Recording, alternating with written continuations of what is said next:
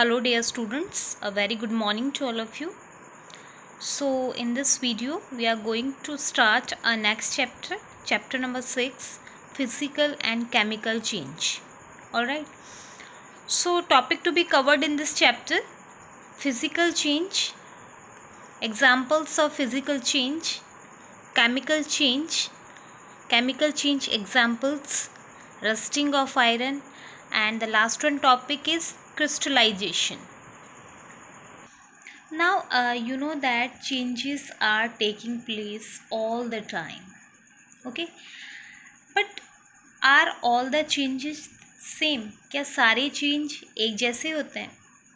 No, कुछ change ऐसे होते हैं जो नेचुरल होते हैं एंड कुछ चेंज ऐसे होते हैं जो मैन मेड होते हैं. Okay, if we talk about the natural change like day and night, change in weather and change of seasons.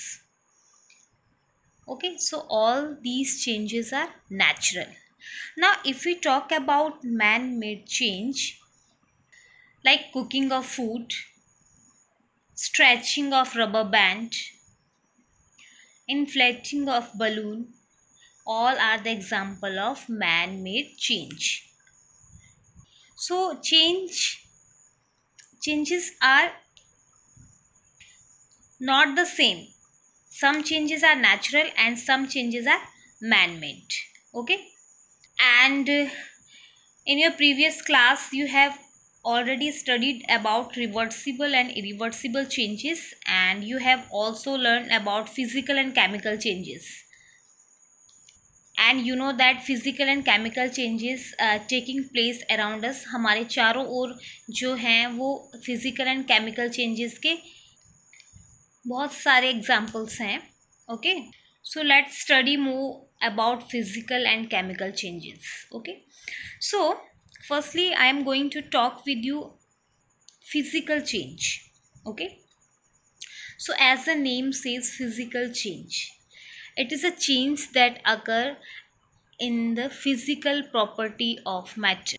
means एक ऐसा change जिसमें किसी भी सब्सटेंस और मैटर की फिजिकल प्रॉपर्टी में चेंज आएगा. फिजिकल प्रॉपर्टी मीन्स उसका colour, shape, size, temperature, volume, density. Okay, so all are physical property.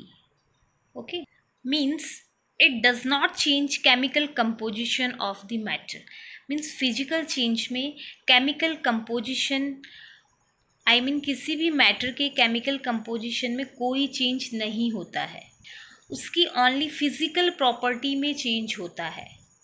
And the next one is no new substance is formed. इसमें कोई भी नया सब्सटेंस नहीं बनता है. And mostly all the physical changes are reversible.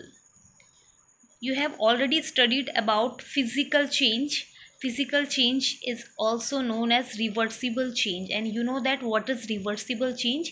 वो change जो अपनी previous अवस्था में वापस आ जाता है. ठीक है.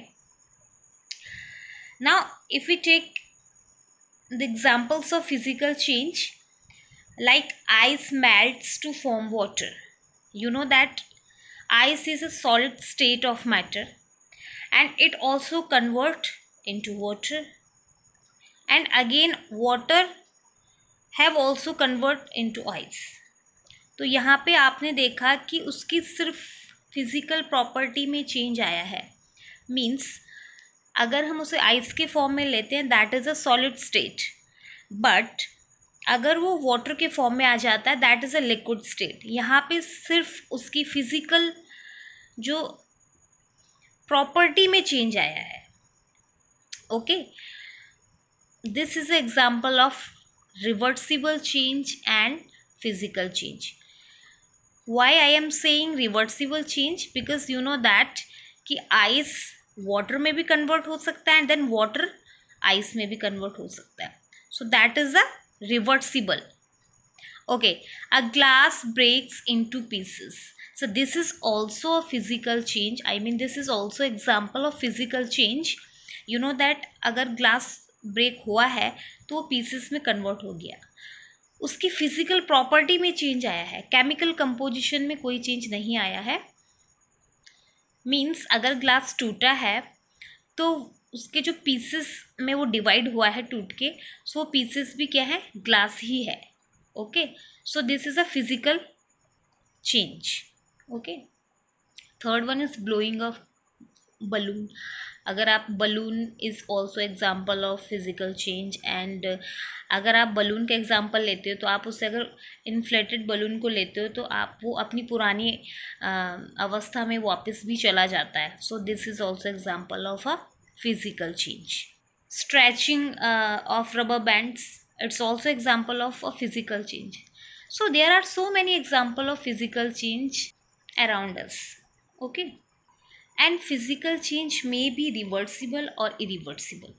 Now I am giving you example.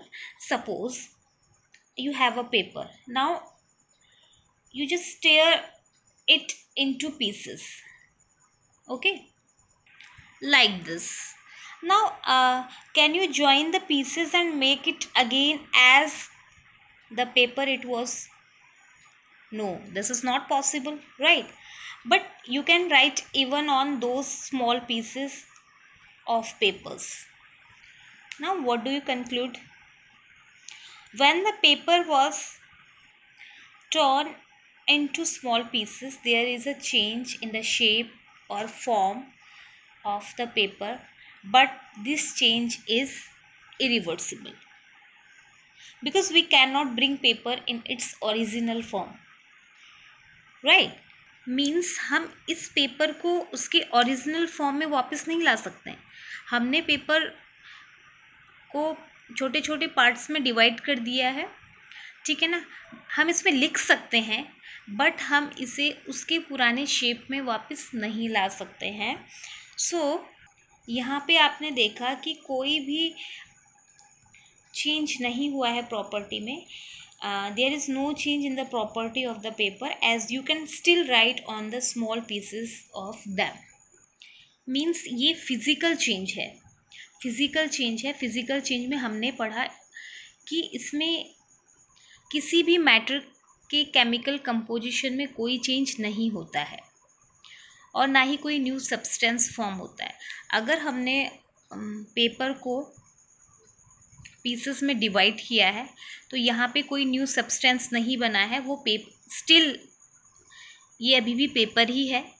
Okay, हम इसमें अभी भी लिख सकते हैं बट हम इसके ओरिजिनल फॉर्म में से वापस नहीं ला सकते। सो ये एक इरिवर्सिबल चेंज है, this is a physical change.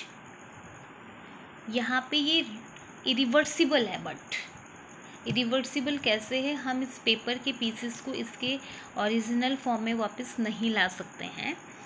Okay, अगर ये स्मॉल पीसेस में डिवाइड हो गया है तो हम इसे इसके ओरिजिनल फॉर्म में वापस नहीं ला सकते हैं, यानी कि पेपर में वापस नहीं ला सकते हैं। बट ये एक फिजिकल चेंज है क्योंकि इसमें कोई नया सब्सटेंस नहीं बन रहा है। ओके, और इसके केमिकल कंपोजिशन में कोई चेंज नहीं है। सो यहाँ पे हम ये कंक्लूज़न निकालेंगे कि physical change can either be reversible or irreversible. If you take the example of reversible change, अभी हमने पढ़ा कि फिजिकल चेंज रिवर्सिबल भी हो सकता है, इरिवर्सिबल भी हो सकता है। एंड इरिवर्सिबल चेंज के एग्जांपल मैंने आपको बता दिया है। दिस इज़, अगर हम किसी पेपर को पीसेस में डिवाइड करते हैं तो यहाँ पे हम पीसेस में डिवाइड कर रहे हैं उसे, वो फिर हम उसको उसके ओरिजिनल फॉर्म में वापस नहीं ला सकते हैं, बट वो एक इरिवर्सिबल चेंज है, बट वो फिजिकल चेंज है। ओके, क्योंकि हम वहाँ पे सिर्फ उसकी फिजिकल प्रॉपर्टी में चेंज आया है, केमिकल कंपोजिशन में कोई चेंज नहीं है और ना ही कोई न्यू सब्सटेंस फॉर्म हुआ है। पेपर वो ऑलरेडी था, पहले भी पेपर था, एंड जब हमने उसे पीसेस में डिवाइड किया तब भी वो पेपर ही है। ओके, सो ये चीज़ें ध्यान में रखनी है आपको कि कोई भी नया सब्सटेंस नहीं बने एंड उसकी केमिकल कंपोजिशन में कोई चेंज ना हो, सिर्फ उसकी फिजिकल प्रॉपर्टी में चेंज हो। सो वो फिजिकल चेंज होता है। ओके, अगर हम यहाँ पे एग्जांपल लें आपका रिवर्सिबल चेंज का, तो ice melts to the form of water. Ice water के फॉर्म में, आइस जब मेल्ट होता है तो वो वाटर फॉर्म में आ जाता है। Means when ice melts into water there is a change in the state of matter and this change is reversible. But here is no change in the property of water and no new substances formed. So this is a physical change and it is also a reversible change. Okay, now I hope you understood about physical change. Physical change में आपका change matter के physical property में होगा। Physical property means उसकी shape में, size में, density, temperature, volume. Okay, उसकी chemical properties में, केमिकल कंपोजिशन में कोई चेंज नहीं होगा एंड कोई भी न्यू सब्सटेंस फॉर्म नहीं होगा। And most of the physical changes are reversible, but ज़रूरी नहीं है कि सारे फिजिकल चेंजेस रिवर्सिबल ही हों।